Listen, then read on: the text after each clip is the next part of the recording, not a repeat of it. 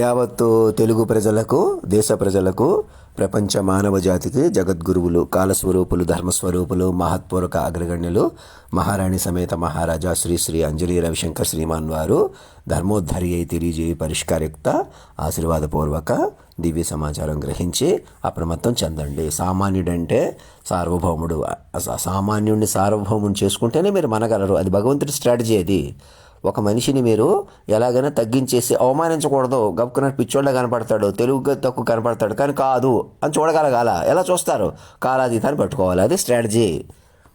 అది భగవంతుడు ఏర్పాటు చేసే స్ట్రాటజీ. అది అలా చూడక మీరు ఏదో రెచ్చిపోవటం, తమాషా చేసేయటం, నా కోసం ఇంకొక మనుషుల్ని మీ మనుషులు మా మనుషులు నెపం పెంచేసుకుని ఇంకా మీ మనుషుల కొద్దీ బతికేయాలన్నది లేదు. ఇంకా నేను ఇంకా నా రిజిస్టర్ పోస్ట్ ఇంకా వెళ్ళలేదు అనుకున్నాను. ఇంకా 4 రోజులు పడుతుంది, 5 రోజులు పడుతుంది అనుకుంటాను. 4 రోజులకి వెళ్ళిపోయింది. 26, 29కి ఏమో గవర్నర్కి వెళ్ళిపోయింది. 30కి ఏమో నేను మెసేజ్ చూసుకోవాలి, ఇప్పుడే చూసుకున్నాను. ప్రెసిడెంట్ గారు కూడా వెళ్ళిపోయినట్టుగా ఉంది మెసేజ్. అంటే మళ్ళీ ఇప్పుడు ఇవాళ ఎంత తారీఖు? సరే, ఈ ఫస్ట్ జనవరి 1 హడావడి అనుకుంటే ఇవాళ అప్పుడే 2వ తారీఖు, 2వ తారీఖు వచ్చేసింది.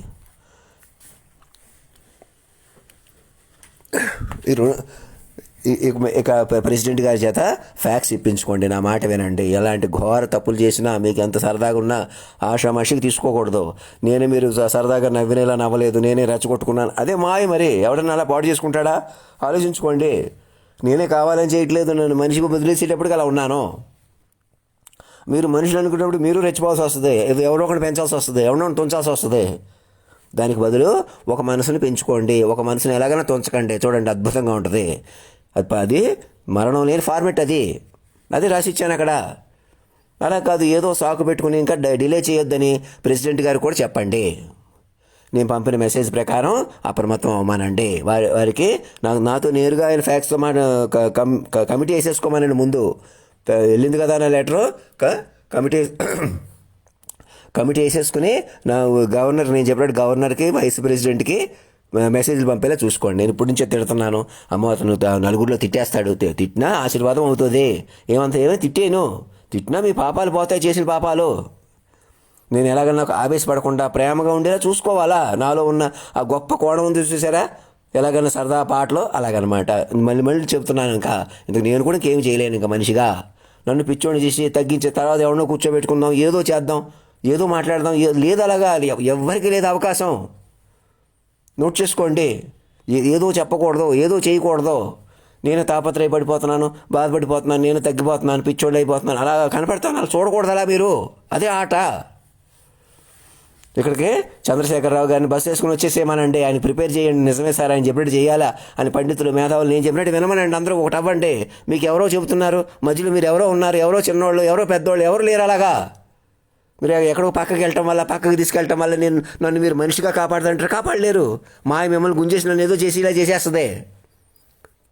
ఆలోచించండి. నన్ను కూడా ఇప్పుడు కూడా నేను ఇలా ఉన్నాను కదా, చొక్కా లేకుండా మంచమే పడుకున్నాను. నేను అలా లెటర్ పెట్టిన వాడిగా చూడాలంటే మీరు అనకాబులు వెంటనే సాక్షులు పిలుచుకోవాలి, కూర్చుని చెప్పుకోవాలి, వినాలి. అప్పుడే మీకు ఆ బలం వస్తుంది. నోట్ చేసుకోండి.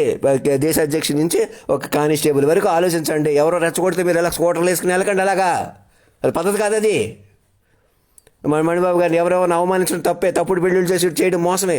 అది ఆ పనులు ఎవరు చేశారు? మీ నలుగురే చేశారా? అలా నలుగురు ప్రతి ఊళ్ళో ఉన్నారు కదా. అలా అవమానించిన వాళ్ళు గౌరవించండి.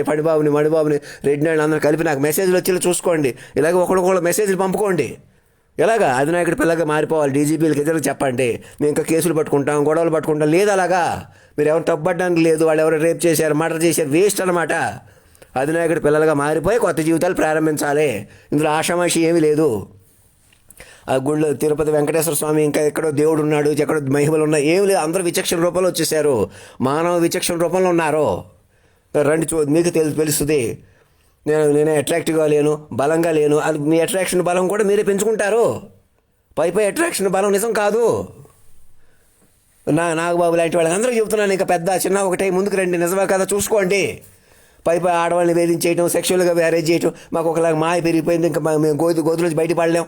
ప్రతి ఊళ్ళో చాలామంది అలాగే ఉంటాం అంటే అదే మృతం. అది మీరు ఎవరో మా వాళ్ళని తీసేస్తారు. మా వాళ్ళు మీ వాళ్ళ నెపం మాత్రమే. మా వాళ్ళు మీ వాళ్ళు, అది మా వాళ్ళనే కాపాడుకోవడం అయితే, మా కోసమే అయితే, మా తాతనే చూసుకునే చేస్తుంది కదా పవరే. మీరు ఎంత మీరు చంపేసినా ఆలోచించండి. ఎందుకు అంతలా మనిషికి విలువ లేకుండా, మనిషి కాకుండా, మనుషులు ఎవరికి లెక్క చేయకుండా, మనిషి నేను నాకు ప్రాధాన్యత లేకుండా ఎవరికి ప్రాధాన్యత ఇచ్చినట్టు?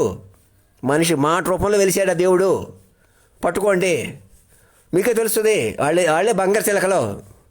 మరి మీ మనసుని గూట్లో పెట్టుకోవాలి, పెట్టుకుని చెప్పుకోవాలి, వినాలి, మీకు దొరుకుతారు. ఇంకేమైపోతారంటే మీరు చెప్పుకుని వినకొలిది బలపడిపోతారు వాళ్ళు.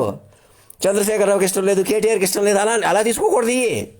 జగన్మోహన్ రెడ్డికి ఇష్టం లేదు, వాళ్ళు అలా పైన ఉంటే మేము ఇలా మోసాలు చేసుకుంటూ ఏదో తమాషా చేస్తాం, అది అవసరం లేదు, భయపెట్టమన్నారు, తమాషా చేయమన్నారు, ఏదో చేసామన్నారు. ఎవరు చెప్తున్నారు అలాగా? అందరికీ చెప్తున్నాను ఏకకాలంలో. ఏకకాలంలో అందరూ ముందుకు రండి. హాస్టల్ రామకృష్ణ దగ్గర నుంచి ఆ రామకృష్ణ, ఈ రామకృష్ణ అన్నదమ్ముల మారిపోయి ముందుకు వచ్చి కాపాడుకోవాలి అందరినీ. మిమ్మల్ని మీరు బయటకు వస్తూ, నన్ను బయటకు తీసుకొస్తూ మొత్తం ప్రపంచాన్ని కాపాడుకోవాలి. నాకు తెలిసిన వాళ్ళు, తెలియని వాళ్ళు కూడా అందరూ ఒకటే. ఇక మెల్లగా ధర్మో రక్షత రక్షత సత్యమేవ జయితే.